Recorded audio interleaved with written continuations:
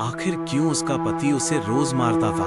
एक गांव में मीरा नाम की एक औरत रहती थी। मीरा की कोई संतान नहीं थी। उसका पति भी उससे प्यार नहीं करता था। इसी वजह से मीरा खुद को बहुत अकेला महसूस करती थी। मीरा का पति रोज रात शराब पीकर घर आता।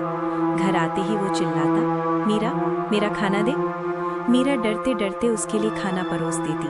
पति थाली से रोटी उठाता और गुस्से में बोलता, ये रोटी इतनी जली हुई क्यों है। वो रोटी जमीन पर फेंक देता और मीरा को मारना शुरू कर देता। मीरा रोते हुए कहती, मेरे पास रोटी सेकने के लिए चिमटा नहीं है, इसलिए रोटी जल जाती है। लेकिन उसके पति के दिल में जरा सी भी दया नहीं आती। वो मीरा को बेरहमी से मारता रहता। ऐसा रोज होता था। हर रात किसी न किसी बात पर मीरा की पिटाई होती थी। एक दिन मीरा बाजार गई। वहां उसने देखा कि कई लोग एक साधु की कुटिया में बैठे हैं। मीरा भी साधु के पास गई और रोते हुए बोली, बाबा, मेरा पति मुझे बहुत मारता है। साधु ने शांति से पूछा, रोटी तो देता है ना। मीरा बोली, हाँ बाबा। साधु बोले, तो जा। मीरा हैरान और दुखी मन से वहां से लौट आई। उस रात उसका पति फिर शराब पीकर आया और बोला, इतनी देर क्यों हो गई। मीरा डरते हुए बोली, बाजार में रिक्शा नहीं मिल रहा था।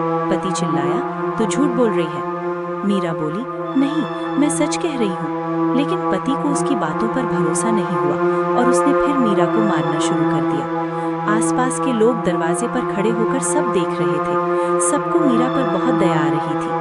उन्हीं में से एक बूढ़ी दादी आगे आई और बोली, मीरा, तू अपने पति की इतनी मार क्यों सहती है। मीरा रोते हुए बोली, शायद मेरी किस्मत में यही लिखा है।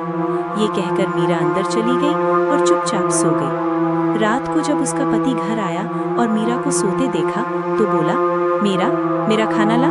मीरा डरते डरते बोली, आज खाना नहीं बन पाया, पता नहीं कैसे नींद लग गई, अभी बना रही हूँ, आप गुस्सा मत होइए। पति गुस्से में बोला, अब तक खाना नहीं बना, और उसने फिर मीरा को मारना शुरू कर दिया। अगले दिन मीरा फिर साधु के पास गई और बोली, बाबा, मेरे पति ने मुझे फिर बहुत मारा। साधु बोले, बेटी, ये तेरे पिछले जन्म का फल है। ये सुनते ही मीरा के पैरों तले जमीन खिसक गई।